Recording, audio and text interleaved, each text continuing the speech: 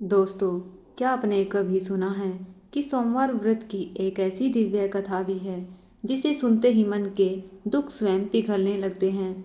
दर्शक बंधु, सोमवार का दिन कोई साधारण दिन नहीं, यह वह पवित्र क्षण है जब चंद्रमा की शीतल किरणें और भगवान शिव की असीम दया मिलकर जीवन में अद्भुत शांति बरसा देती है। कहते हैं, जो भक्त सोमवार व्रत को सच्चे मन, संयम और श्रद्धा के साथ निभाते हैं, उनके जीवन से कष्ट, बाधाएं और चिंताएं धीरे धीरे दूर हो जाती है। आज हम एक ऐसी ही पावन कथा के द्वार पर खड़े हैं जिसे सुनना ही पुण्य प्रदान करता है। ऐसा विश्वास है, जब इस कथा को भक्ति भाव से सुना जाता है तो शिव कृपा अनजाने में ही हृदय में उतरने लगती है, जैसे कोई अदृश्य शक्ति हमारे दुखों को सहला रही हो। हम सभी मनुष्य सुख चाहते हैं, शांति चाहते हैं, अपने घर में प्रेम, स्वास्थ्य और समृद्धि बनी रहे, यही हमारी निरंतर प्रार्थना होती है। और शायद सोमवार का व्रत इसी प्रार्थना और आशा का सबसे पवित्र सेतु है। सोमवार का व्रत केवल भोजन त्यागने वाला या नियम निभाने का नाम नहीं है, यह मन को निर्मल करने का, अहंकार का त्याग करने का और अपने जीवन को शिव के चरणों में समर्पित कर देने का प्रतीक है। जब सोमवार की सुबह हम थोड़ी देर शांत होकर शिव का स्मरण करते हैं तो भीतर छिपी बेचैनी किसी पिघली मोम की तरह बहने लगती है। मन हल्का हो जाता है और जीवन जैसे अचानक उजाला महसूस कराने लगता है। हमारे बुजुर्ग कहा करते थे कि जिस घर में भक्ति के साथ सोमवार की कथा सुनाई जाती है, उस घर से दरिद्रता दूर रहती है, वहाँ परिवार में प्रेम बढ़ता है, तनाव समाप्त होता है और घर का हर कोना एक दिव्य शांति से भर उठता है।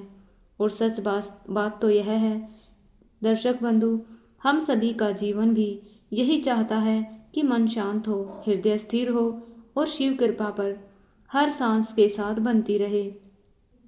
आज की यह कथा कोई साधारण कहानी नहीं, इसमें एक परिवार का संघर्ष है, भक्ति की परीक्षा है, कष्टों का गहरा अंधकार है और अंत में महादेव का वह अद्भुत चमत्कार है जो इंसान की किस्मत तक बदल देता है।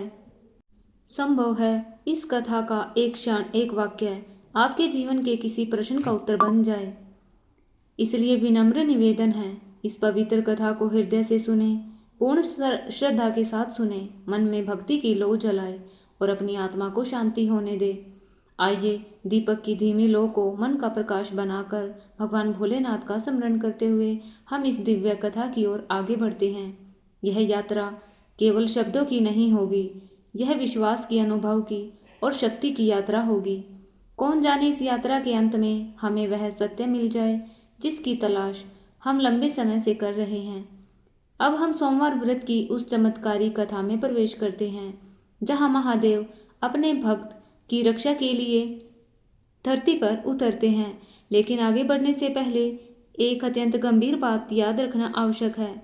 हमारे प्राचीन धर्म ग्रंथ गरुड़ पुराण में स्पष्ट लिखा है, यदि कोई भी कथा या उपदेश बीच में छोड़ देना केवल ज्ञान से वंचित होना नहीं, बल्कि पाप की श्रेणी में आता है। अधूरी कथा मन में संदेह, भ्रम और अधूरा सत्य छोड़ जाती है और यही अधूरा सत्य कई बार व्यक्ति को गलत दिशा में ले जाता है।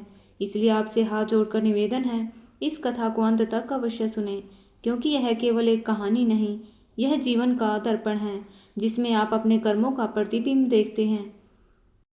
दोस्तों, तो चलिए अब हम शुरू करते हैं सोमवार व्रत कथा। एक नगर में एक साहूकार रहता था। उसके घर में धन की कोई कमी नहीं थी, लेकिन कोई संतान न होने के कारण वह बहुत ही रहता था। संतान प्राप्ति के लिए वह हर सोमवार को व्रत रखता और पूरी श्रद्धा भाव के साथ शिव मंदिर जाकर भगवान शिव और माता पार्वती की पूजा किया करता। उसकी भक्ति देखकर एक दिन माता पार्वती प्रसन्न होकर भगवान शिव से साहूकार की मनोकामना पूर्ण करने के लिए निवेदन करने लगी।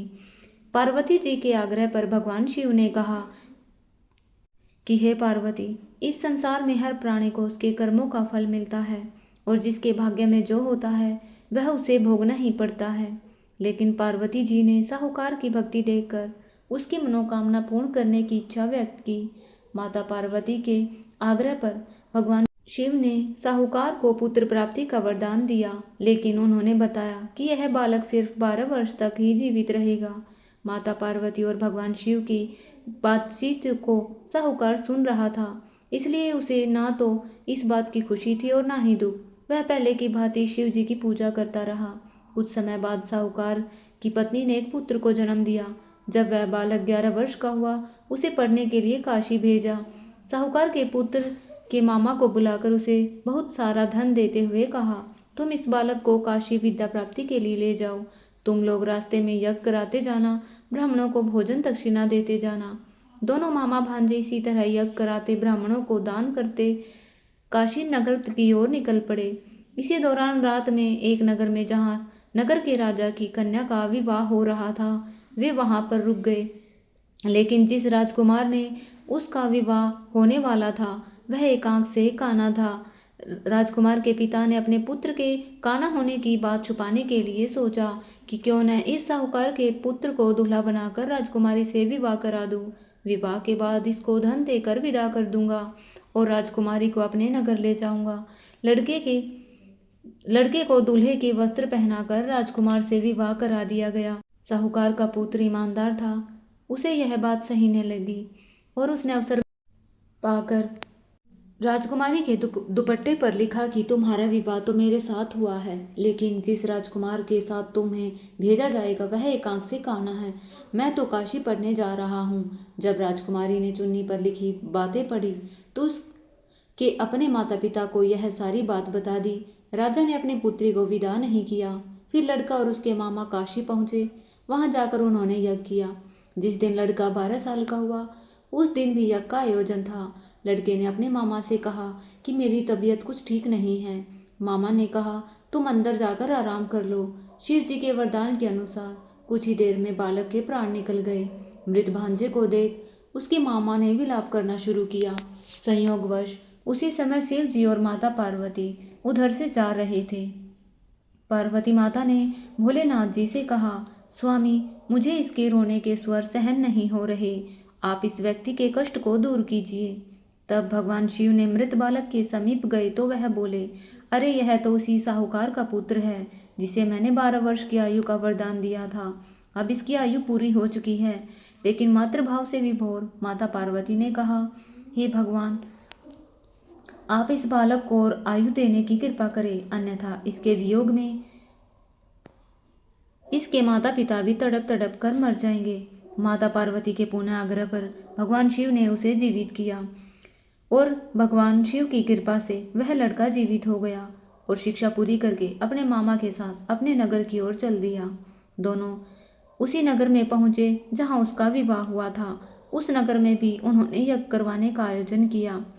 उस लड़के के ससुर ने उसे पहचान लिया और महल ले जाकर उसकी खातिरदारी की और अपनी पुत्री को विदा किया। इधर साहूकार और उसकी पत्नी भूखे प्यासे रहकर बेटे की राह देख रहे थे। उन्होंने प्रण रखा था, यदि उसके बेटे की मृत्यु का समाचार मिला तो वह भी प्राण त्याग देंगे, परंतु अपने बेटे के जीवित होने का समाचार पाकर वह बहुत प्रसन्न हुए।